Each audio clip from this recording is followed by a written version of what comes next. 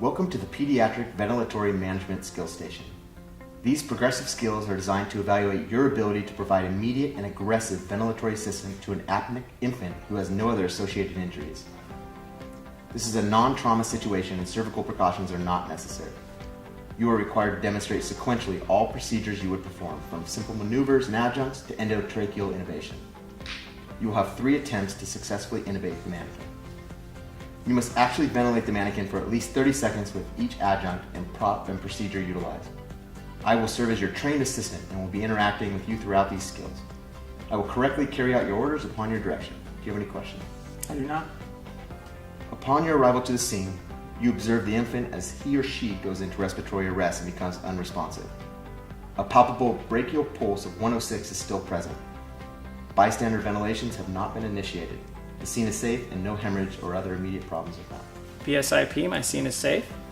I'm going to manually open the airway with a head tilt chin lift. While I'm doing that, I'm going to go ahead and get some padding, place it under the child's shoulder blades, torso, to help keep the airway open. I'm going to choose the correct oral adjunct. I'm going to measure the oral adjunct. I'm going to secure the tongue, insert the oral adjunct. No gag reflex is present and the patient accepts the adjunct. Okay, I'm going to make sure I've got my pediatric BVM and ventilate my patient.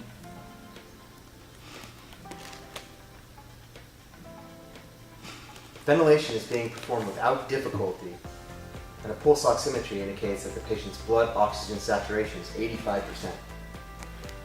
Okay, I would grab my oxygen tubing, connect it to my tank, make sure that I am on 15 liters per minute, connect to my bag, and continue ventilating my patient at 12 to 20 breaths per minute on high flow oxygen.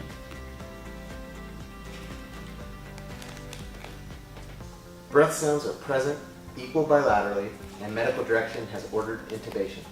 Okay, I'm going to instruct my partner to pre-oxygenate the patient. While she's pre-oxygenating the patient, I'm going to check my equipment. So I'm going to make sure I have the correct tube size that I want, my correct laryngoscope, handle and blade,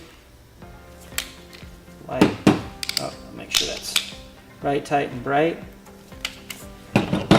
No bulbs I need to inflate. I've got a securing device and I've got a stethoscope.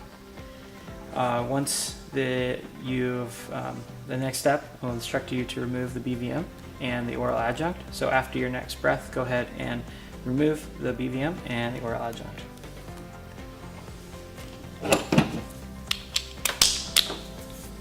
Position the head. Get the tube out.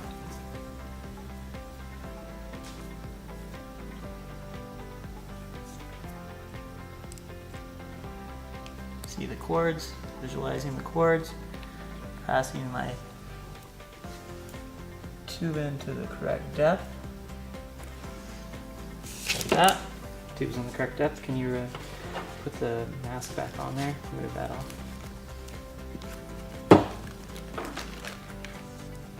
And secure the tube for me. While she's got that and securing the tube, I'm going to check for sounds over the epigastrum and bilateral breath sounds. So I don't have any sounds over the epigastrum. If you have proper placement, what would you expect to hear? I would expect to hear equal bilateral breath sounds, which I do. Confirm my by capnography. So I can take my capnography, connect it to my monitor, and then while you still got the tube secured, I'm going to remove this. Place this on here. Place the tube back on. Resecure the tube for me. Continue giving ventilations, and I should see a waveform, capnography waveform on my monitor. And then at that time, I would secure the device.